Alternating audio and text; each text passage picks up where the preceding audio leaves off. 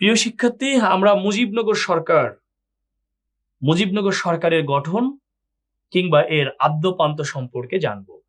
অত্যন্ত গুরুত্বপূর্ণ ছিল এই মুজিবনগর সরকার।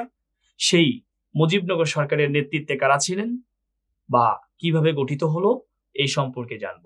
আশা করি তথ্যগুলি আপনার খুব কাজে লাগবে এবং ভালো লাগবে। তিনি লিখিত ভাইবা সব জায়গায়ই কাজে লাগে। মুজিবনগর সরকারের গঠন ও প্রশাসন সময়সীমা 10 এপ্রিল 1971 থেকে 12 জানুয়ারি 1972। এটি কিন্তু খুবই গুরুত্বপূর্ণ মেসেজ। 10 এপ্রিল 1971 থেকে শুরু এবং 12 জানুয়ারি 1972 পর্যন্ত এর সময়সীমা ছিল। 1971 সালের 10 এপ্রিল নির্বাচিত সাংসদগণ আগরতলায় একত্রিত হয়ে সর্বসম্মত সিদ্ধান্তে সরকার গঠন করেন। কত তারিখে? 1971 সালের 10 এপ্রিল। প্রিয় শিক্ষার্থী, এই 10 এপ্রিল এবং 17 এপ্রিল আমাদের দ্বন্দ্বটা এখানেই তৈরি হয়। এই দ্বন্দ্বের নিরসন আজকেই হবে। দেখেন, এই সরকার স্বাধীন সার্বভৌম গণপ্রজাতন্ত্রী বাংলাদেশ সরকার। অর্থাৎ আমাদের সংবিধানের দেখবেন প্রথম পৃষ্ঠা উল্টাইলেই এই তথ্যটি পাবেন যে গণপ্রজাতন্ত্রী বাংলাদেশ সরকার কবে হয়। তাহলে কবে হবে? 10 এপ্রিল 1971। দেখেন, স্বাধীনতার সনদ চার্টার অফ ইন্ডিপেন্ডেন্স বলে এই সরকারের কার্যকারিতা সাংবিধানিকভাবে স্বীকৃত হয়। সর্বসম্মতিক্রমে বঙ্গবন্ধু শেখ মুজিবুর রহমানকে রাষ্ট্রপতি করে সার্বভৌম গণপ্রজাতন্ত্রী বাংলাদেশ সরকার ঘোষণা করা হয়। 1971 সালের 17 এপ্রিল কুষ্টিয়ার মেহেরপুরের বৈদ্যনাথ তলার আমবাগানে এম.এ. মান্নানের পরিচালনায় অধ্যাপক এম ইউসুফ আলীর নিকট এ সরকার আনুষ্ঠানিকভাবে শপথ গ্রহণ করে। ওই দিনই এম ইউসুফ আলী স্বাধীনতার ঘোষণাপত্র পাঠ করেন। এখানে 10 এপ্রিল এবং 17 এপ্রিল নিয়ে আমাদের যে দ্বন্দ্বটি তৈরি হয় তা হচ্ছে 10 এপ্রিল মুজিবনগর সরকার গঠন, 17 এপ্রিল মন্ত্রী পরিষদের বা মন্ত্রিসভার শপথ গ্রহণ। মনে রাখবেন, মন্ত্রিসভার শপথ গ্রহণ ব্যতীত যে তথ্যটি আসুক না কেন আপনি 10 এপ্রিল উত্তর দিবেন। ইভেন এটি নিয়েও কিন্তু যথেষ্ট সন্দেহ রয়েছে সবার মধ্যে। গণপ্রজাতন্ত্রী বাংলাদেশ সরকার এটি কি 10 এপ্রিল না 17 এপ্রিল? আমি কনসেপ্ট ক্লিয়ার করেছি। অবশ্যই এটি 10 এপ্রিল, 17 এপ্রিল নয়। সোর্স আমি দিয়ে দিচ্ছি, সাদা মলাটের যে সংবিধান, বাংলাদেশ সংবিধান, এর প্রথম পৃষ্ঠা উল্টাইলে দেখতে পাবেন প্রথম পৃষ্ঠায় লেখা রয়েছে এই তথ্যগুলি। আশা করি আর সমস্যা হবে না।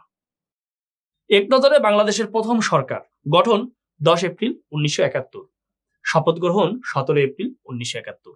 কনসেপ্ট এখানেই ক্লিয়ার। অস্থায়ী সচিবালয় ও ক্যাম্প অফিস, 8 নং থিয়েটার রোড, কলকাতা। রাষ্ট্রপতি বঙ্গবন্ধু শেখ মুজিবুর রহমান এ সময় পাকিস্তানের কারাগারে বন্দী ছিলেন। অস্থায়ী ও উপরাষ্ট্রপতি সৈয়দ নজরুল ইসলাম, প্রধানমন্ত্রী তাজউদ্দিন আহমদ, অর্থ শিল্প ও বাণিজ্য মন্ত্রী এম মনসুর আলী, স্বরাষ্ট্র সরবরাহ, ত্রাণ ও পুনর্বাসন এবং কৃষি মন্ত্রী এ.এইচ.এম. কামরুজ্জামান, পররাষ্ট্র আইন ও সংসদ বিষয়ক মন্ত্রী খন্দকার মোস্তাক আহমদ, মন্ত্রী পরিষদ সচিব এইচ.টি. ইমাম, উনি বর্তমান বাংলাদেশ সরকারের উপদেষ্টা ছিলেন। কিছুদিন আগেই উনি না ফেরার দেশে চলে গিয়েছেন।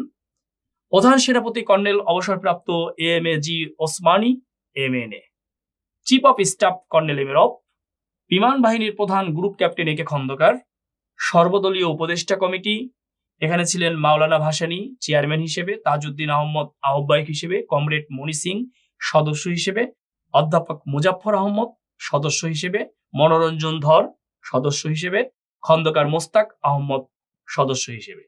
বিশেষ দায়িত্বে নিযুক্ত ছিলেন আব্দুল মান্না এম.এন.এ, তথ্য ও বেতার, এম.এন.এ, পুনর্বাসন, আমিনুল ইসলাম এম.এন.এ, ভলান্টিয়ার কোর, মতিউর রহমান বাণিজ্য। যদি আপনি আমাকে জিজ্ঞাসা করেন সবগুলি তথ্যই গুরুত্বপূর্ণ কিনা, আমি প্রথমে বলবো হ্যাঁ, তারপরে বলবো যদি মনে না রাখতে পারেন অন্তত এই পর্যন্ত আপনাকে মনে রাখতে হবে। দেখেন, সৈয়দ নজরুল ইসলাম অস্থায়ী ও উপরাষ্ট্রপতি, তাজউদ্দিন আহমেদ প্রধানমন্ত্রী, খন্দকার মোস্তাক পররাষ্ট্র আইন ও সংসদ বিষয়ক মন্ত্রী, এম মনসুর আলী অর্থ শিল্প ও বাণিজ্য মন্ত্রী, এ.এইচ.এম. কামরুজ্জামান স্বরাষ্ট্র সরবরাহ, ত্রাণ ও পুনর্বাসন মন্ত্রী। জয় বাংলা পত্রিকা।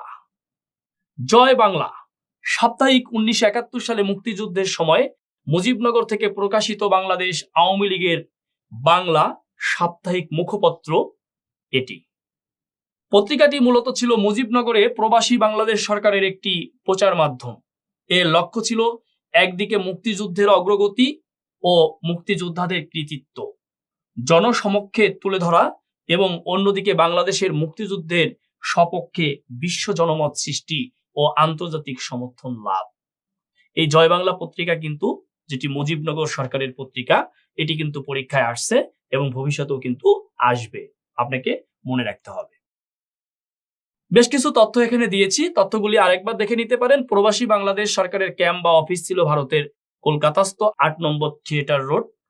গণপ্রজাতন্ত্রী বাংলাদেশের স্বাধীনতার ঘোষণাপত্র পাঠ করেন অধ্যাপক এম ইউসুফ আলী 17 এপ্রিল 1971। মুজিবনগর সরকারের রাষ্ট্রপতি ছিলেন বঙ্গবন্ধু শেখ মুজিবুর রহমান। রাষ্ট্রপতি বঙ্গবন্ধু শেখ মুজিবুর রহমানের অনুপস্থিতিতে অস্থায়ী রাষ্ট্রপতি দায়িত্ব পালন করেন সৈয়দ নজরুল ইসলাম। এই শপথ গ্রহণ অনুষ্ঠান পরিচালনা করেন জনাব আব্দুল মান্নান। বঙ্গবন্ধুর অবর্তমানে উপরাষ্ট্রপতি সৈয়দ নজরুল ইসলাম, ভারপ্রাপ্ত রাষ্ট্রপতি এবং কর্নেল এমএজি ওসমানী মুক্তিবাহিনীর প্রধান সেনাপতি হিসেবে দায়িত্ব পালন করবেন বলে অনুষ্ঠানে সরকারি সিদ্ধান্তে গৃহীত হয়। আমি একটু দ্রুত বললাম, একদমে বললাম, কারণ এই তথ্যগুলি আমি পড়িয়েছি, এক নজরে আপনার পড়ার জন্য, মনে রাখার জন্য আবার দিয়ে দিয়েছি। আশা করি উপকৃত হবেন। সরকারের ভারপ্রাপ্ত রাষ্ট্রপতিকে আনুষ্ঠানিকভাবে গার্ড অফ অনার প্রদান করে পুলিশ ও আনসার।